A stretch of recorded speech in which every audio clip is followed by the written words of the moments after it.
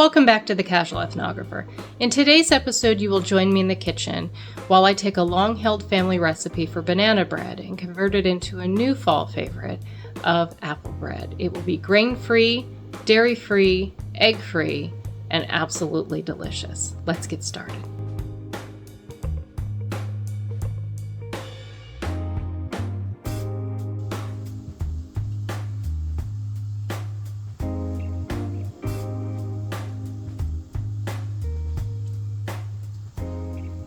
So it's been a little bit since I've done a cooking video, and today I feel like apple bread. So I'm going to take you through a recipe that I created based on an old recipe that was handed down to me through the generations along my mom's side, the Danish side. So this recipe will be grain-free. It will be dairy-free, egg-free, so vegan, it will also include some of my new sourdough starter. So I want to introduce you to her. Please meet Hilda. So if you have been watching me for a while, you'll remember that I had a sourdough starter called Bertha. And Bertha got the dreaded pink slime and I had to throw her away. But fortunately, before that happened, I had made a large batch of bread dough and frozen half of it. And so I just let the summer go. I didn't do any sourdough stuff. And then I'm trying to remember when I did this. I think it was the first day that my girls went back to school. So the early part of right after Labor Day here in the US, the beginning of September. And she's been doing great. I have not baked bread with her though, because I am giving her time to mature. What I've been doing is I'll feed her once every 5 to 7 days, let her expand, and then I put her in the fridge. And I've been baking and just taking discard from her. And it's going great. So that's what is going to happen in today's episode. So let's get out the food scale and a bowl. This recipe is going to call for 240 grams of Hilda. Hilda is a grain-free starter. I just fed her 2 days ago, I think it was. And so I am just going to take discard from her and put her right back in the fridge. Because it's too soon to feed her just yet. For me, for what I do. So let's get 240 grams.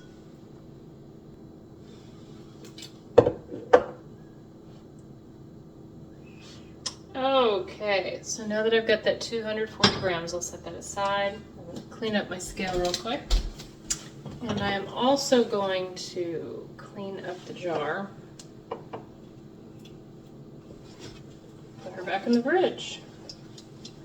Now, what are the benefits of using a sourdough discard in your baking? Well, if you are egg-free, like me, then you probably find when you bake that your stuff is really crumbly and doesn't hold together very well. And the sourdough starter really, really helps with that. I use it not only in cakes and muffins and things like that, but I also use it in meatloaf. I am not vegan, although some of my recipes are vegan. It just happens to be that when you are dairy-free, then your baked goods end up being vegan. Make sure the lid is on but loose so it can breathe. Pop it back in the fridge.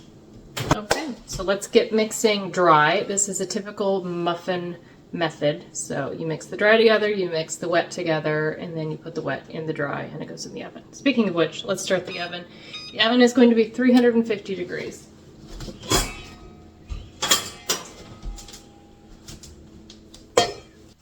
Okay, so let's start with the dry ingredients. I'm just going to use a 1/4 cup measuring cup to do most of the measuring.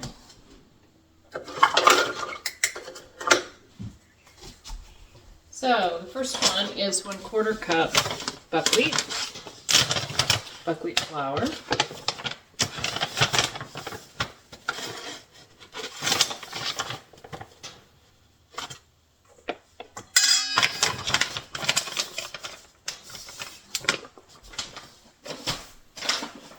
second is 1/4 cup of sweet potato flour.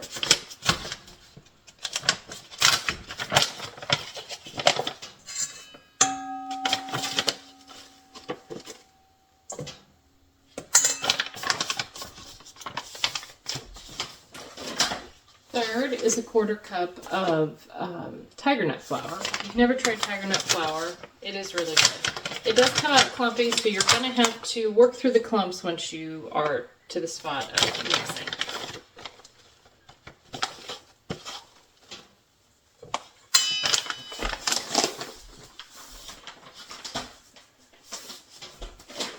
Then 1/4 cup coconut flour.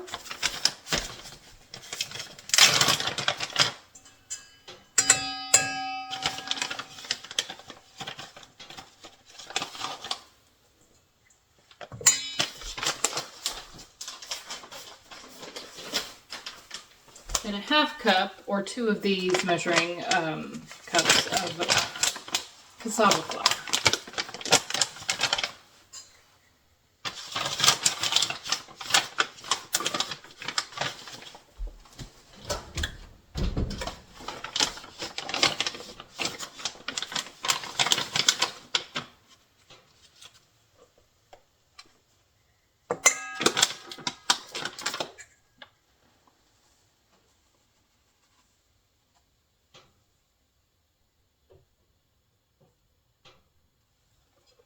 Okay, so the original recipe calls for 2 cups of flour. So if you were counting along, that was 1.5 cups here. And then in the sourdough starter, that equates to roughly 1/2 cup of liquid and 1/2 cup of flour. So that's where we get the 2 cups. Okay, next we're going to move on to sugar. Now, it does not matter what kind of sugar you use. Whatever sugar makes you happy. If you like white sugar, which is what I'm going to use today, coconut sugar, if you like brown sugar, if you want to make a combo, it doesn't matter. This recipe doesn't seem to care. Since I already have this out, I'm just going to go ahead and do 4 of these to equal 1 cup of sugar.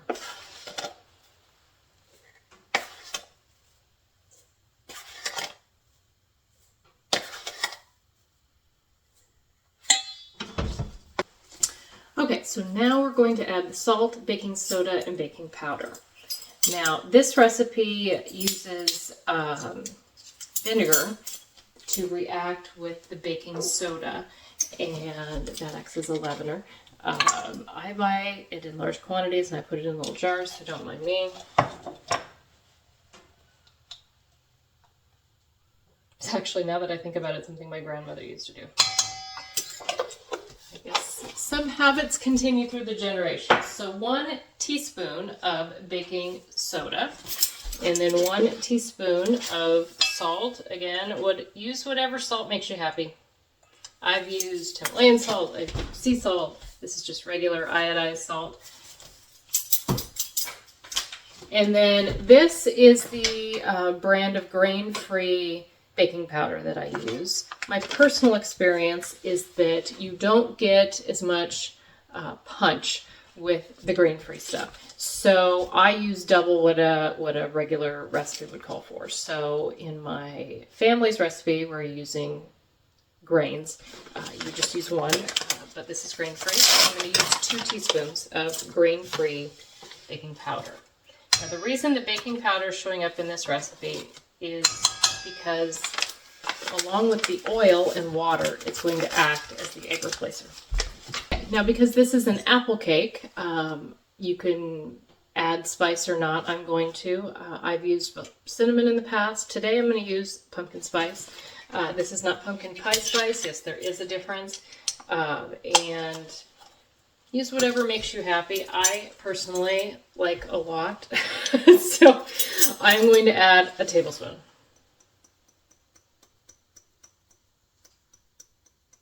Again, if you can tell, I'm pretty loose with the measurements. Okay, so that gets us to our dry measurements, and like I mentioned, the flours like to clump, so I'm just going to spend some time mixing this. This is what it looks like right now, and I am just going to break down all of the clumps, and then we'll measure up the dry ingredients, or wet ingredients. Okay, that is all mixed. Now on to the wet ingredients. When I start pulling things out to measure, I noticed that we are out of our jarred applesauce. So this recipe calls for between 1 and 1.5 cups of applesauce, kind of whatever you have. The idea is that since it was originally a banana bread recipe, for every banana that you would normally throw into a recipe, that would equate to 1/2 cup of applesauce. So that's why it's 1 to 1.5. So however much apple makes you happy. Since I am out of the jarred applesauce, I am stuck with my kids' pouches. So each pouch is 3.2 ounces and 4 ounces is 1/2 cup. So I ideally would need between 8 and 12. But since these are just under 1/2 cup, the three of them together are, what would that be, 9.6 ounces. So I'm going to use 3 of these guys. I'm also going to use just plain white vinegar.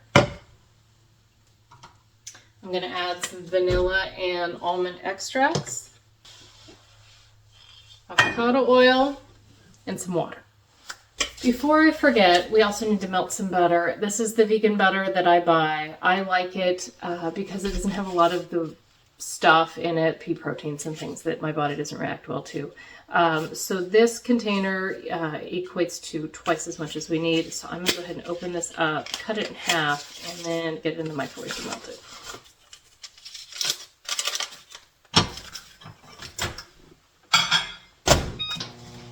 I'm just going to use this salad bowl, soup bowl, whatever you want to call it, to mix everything up. Okay, so we're going to start with the 240 grams of sourdough starter. I probably should have just measured this in the big bowl to begin with and saved myself another dish to wash, but here we are. To replace the egg, part of that mixture involves water, so I'll just get a little water.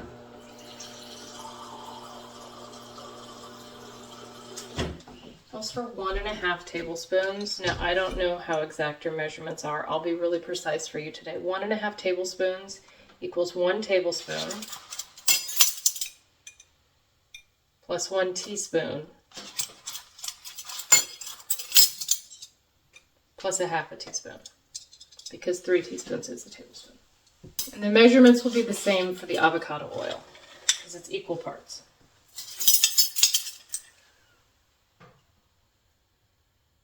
So 1 tablespoon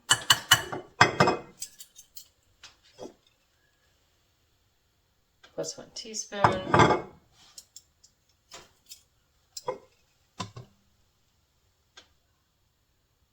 plus 1/2 teaspoon. Okay, here is our 1/2 cup of melted vegan butter. And the last ingredient to go in this bowl besides the applesauce is 1 tablespoon of just white vinegar.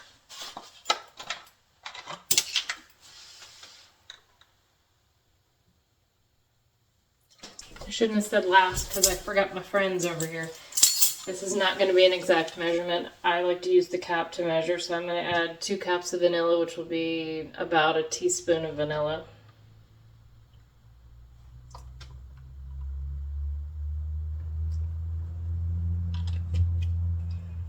And then for the almond can be very powerful, so I just use like a splash. If you were probably to measure it, it would probably equal. Oh, that didn't come out. It would probably come out to be like a quarter, an eighth, probably closer to an eighth of a teaspoon. Okay, let's add in our apple sauces. Don't you love living in a house with other people? Things just happen. We roll with it. Okay.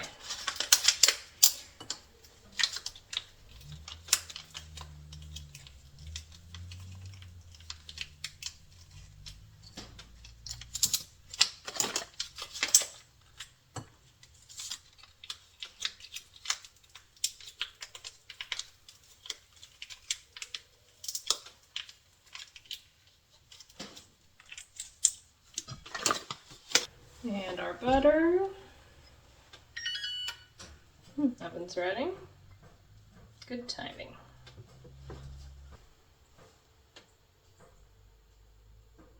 Okay, let's mix these two together.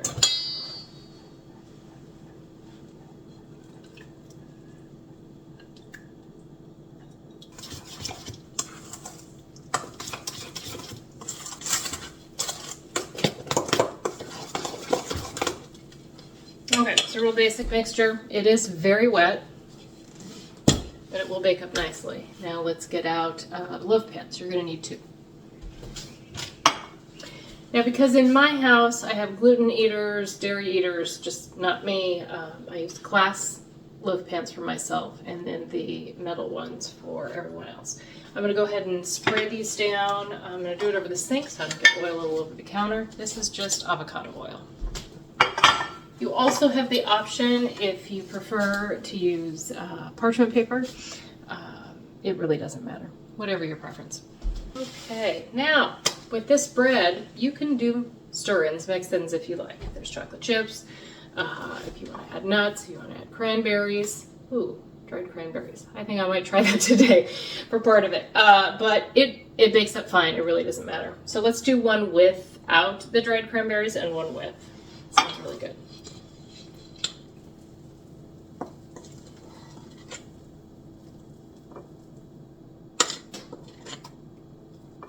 Okay, so in my pantry, I did not have as many of these as I was hoping. So I'm going to make 1 loaf, just apple, and then one that is with the dried cranberries, and then also I have a few of these left, allergen-friendly dark chocolate chips.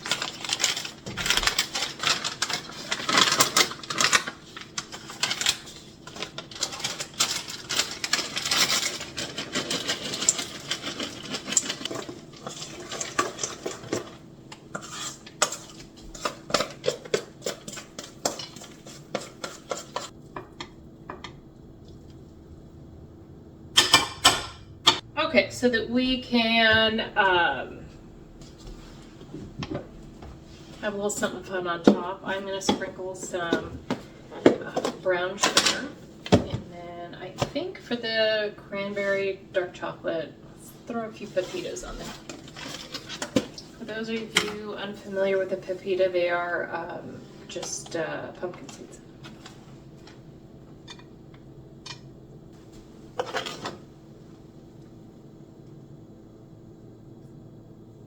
You could absolutely make a streusel.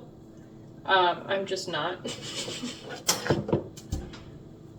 If you are interested in doing a streusel for this apple bread, apple cake, whatever you think it is more resembling, let me know in the comments and I will respond with a good one. Okay, so these are going to go in the oven for 1 hour at 350.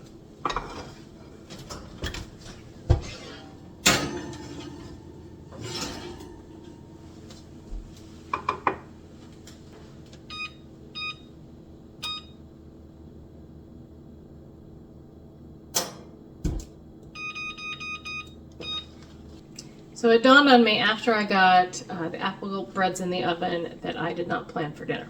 So I like to make things ahead and freeze them. So this is a package of homemade chili.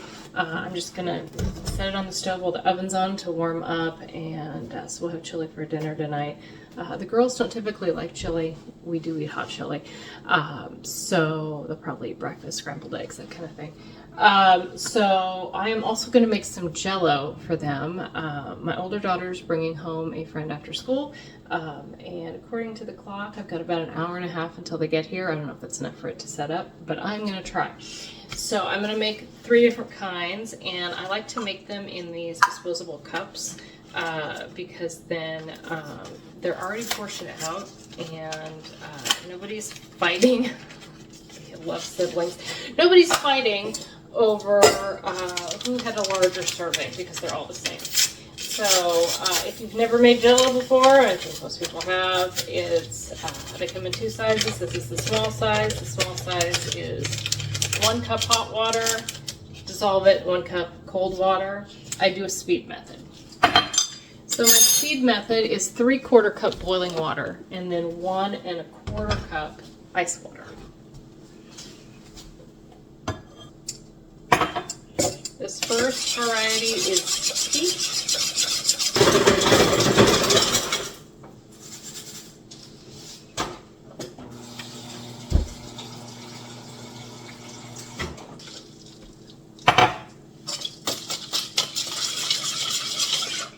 Sometimes I will do layered Jellos, where you have to let each layer set up before you start the next one.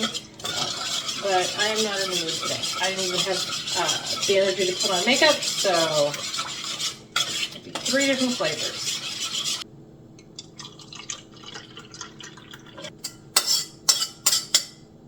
So the way that I do this is this will go into the fridge and set up, and then I will wrap it with plastic wrap.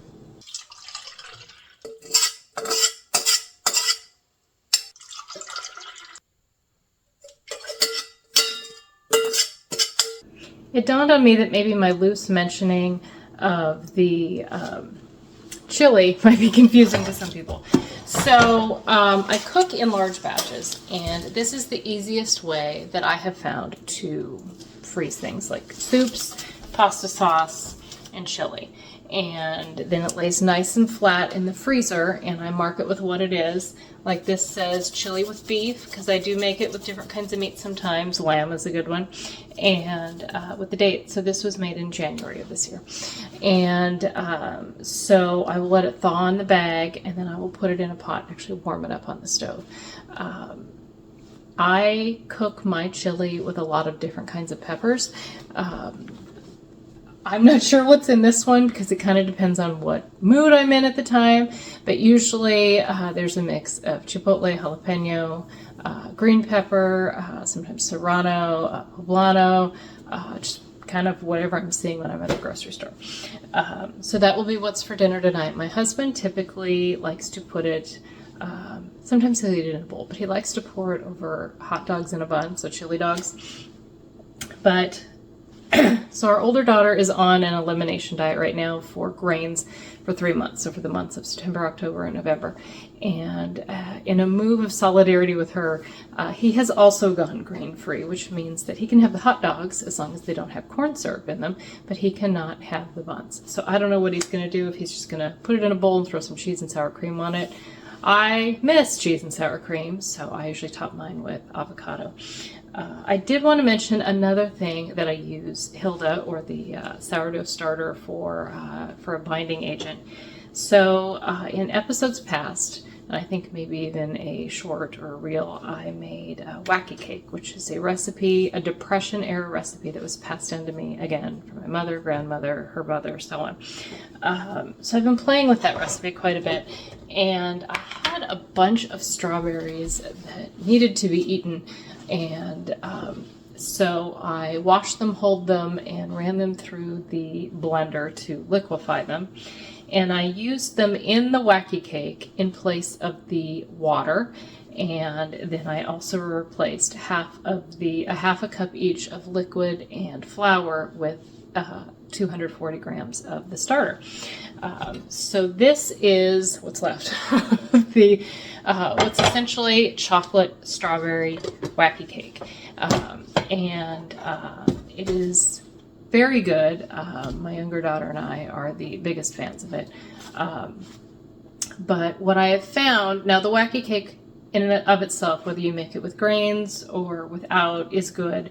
But what we are noticing is by adding in the starter, especially with the grain-free option, it tends to bind together better. It's not quite as flaky and crumbly.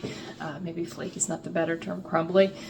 So it holds together. When you stab it with a fork and bring it up to your mouth to eat, it's not falling apart. If that is something of interest to anyone that you would like to see me make that type of cake, I'm more than happy to show you. I have experimented with adding, I had some canned cherries where I used the cherry juice in place of the liquid and topped it off with water, and then chopped up the cherries and added it to the wacky cake. I've also just added cherries to brownies, so that's another option. So got some things to potentially do in future cooking episodes. But this particular cake is awesome, and I'm looking forward to chili night. I'm especially looking forward to not cooking a full-blown dinner.